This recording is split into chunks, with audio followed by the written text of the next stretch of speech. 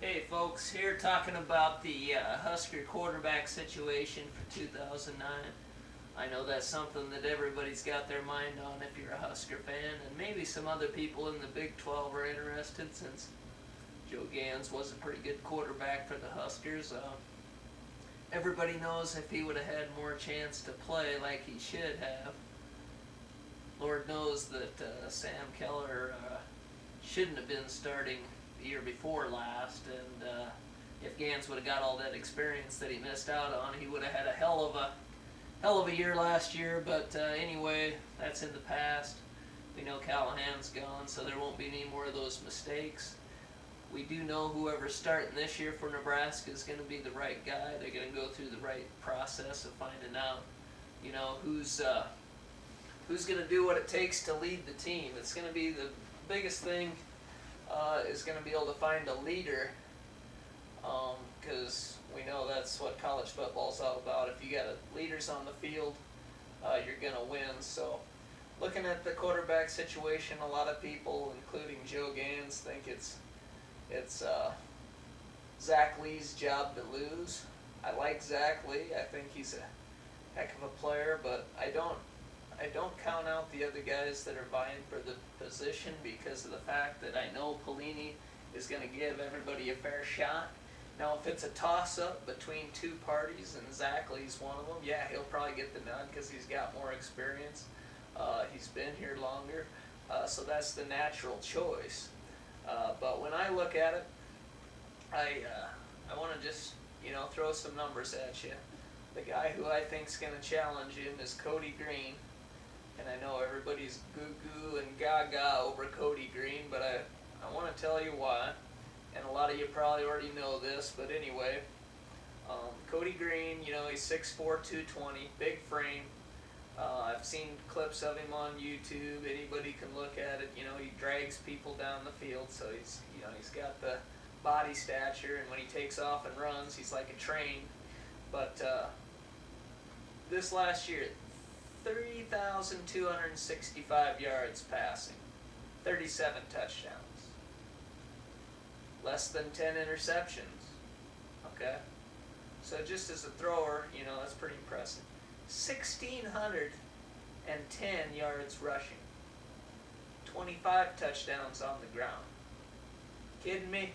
I mean, you can't tell me this guy's not going to get his shot. Now, I can't see him redshirting him if he can come in and play and make a difference right away. Maybe he comes in a situation like they did with Terrell Pryor in Ohio State, where he, works his way into that starting role as the year goes on, just gets a few snaps in the early games or what have you. Hey, if Zach Lee beats him out, I'm all for it because I want the best guy to start. I want the best guy on the field who has a chance to lead the team. But I give you guys some examples. Now, do I like Missouri and Chase Daniels? Definitely not. I think they're, one of the most overrated bunch since, whenever. But Chase Daniels gets, played a lot as a freshman, starts all 4 years, and by the time he's a senior, he's got that system down like you can't believe. Same with Colt McCoy from Texas. He starts as a freshman, and by their junior and senior year, things are clicking.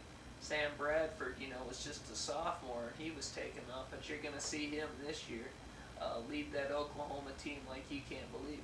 If we can get a guy like Cody Spano, or Cody Green, or Taylor Martinez, any of these young guys we got, if we can get somebody who can at least come in and compete for a job right away, it's going to make a big difference because if they can get some playing time young, by the time they're juniors and seniors, we've seen what happens in the past. Tommy Frazier was a good example. Eric Crouch was a good example for Nebraska. I mean, they start young, and do they win national titles in their freshman and sophomore year? No. It doesn't happen, but by the time they get through and everybody on that team knows that they're the leader and, they get a chance to perfect, their science, there's no question it makes a huge difference, and you've seen it all over the country. you watch Ohio State. If he doesn't go pro in a couple years, Terrell Pryor is going to have that team doing amazing things. I don't really like Ohio State, so I hate to say that, but you watch. I mean, when people get a chance to start young, it makes a huge difference. And I just want Nebraska to keep that in mind. You know, if Zach Lee and Cody Green or any of these other guys are battling it out, I hope they keep in the back of their mind, and I think Pelini will, because he's always talking with Osborne, and he's always, trying to perfect his craft as well. And I know Watson's got his say in things, but I just hope that they look at the fact that if they can get these quarterbacks some playing time early in their career, move them up, move them through the system, that it will pay dividends in the long run. Zach Lee, I'm sure, is great. But I just want to look at that, and hopefully the coaching staff looks at that as far as, let's develop a guy, because junior year, this will be like Zach Lee, basically like, a freshman year. He's never, gotten in a game as a Nebraska Cornhusker. The pressure that goes along with being the Nebraska quarterback. I mean, you might as well be the governor in Nebraska. It's a much more high-profile position. So, if he wins the job, great. I think he's athletic. The guys on the team say he's got a great arm. So Zach Lee, don't think I'm not rooting for you, because I am. I want the best guy to give us the chance to win the most games in 2009 to play. So if you end up being the guy, more power to you. I just want us to see sometime soon, maybe it'll be next year, maybe sophomore will be starting. Even that would be okay with me, because you get a chance to get a few years, and by the time they're juniors and seniors, they'll be tearing it up. So the Nebraska quarterback situation, if I had to make a prediction, I think it's going to be kind of like Tommy Frazier's freshman year, where he doesn't start the year out. Maybe the quarterback in front of him, has struggles a couple games. He gets his chance.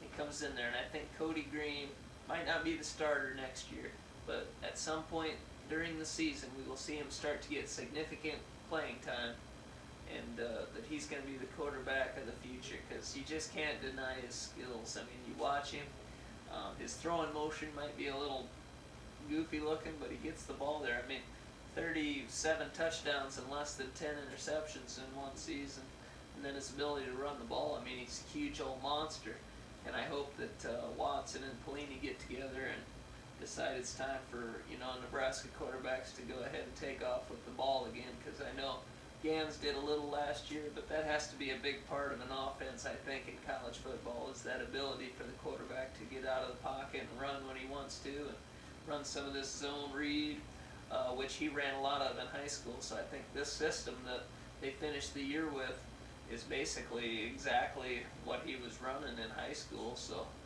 it's going to be a beautiful thing. So anyway, that's all I have to say about the quarterback situation at Nebraska. I'm going to go down to the spring game here soon, watch and check it out, see what happens. Should be interesting. But here's to developing a quarterback for the future, so we can get back in that national title picture in the near years to come.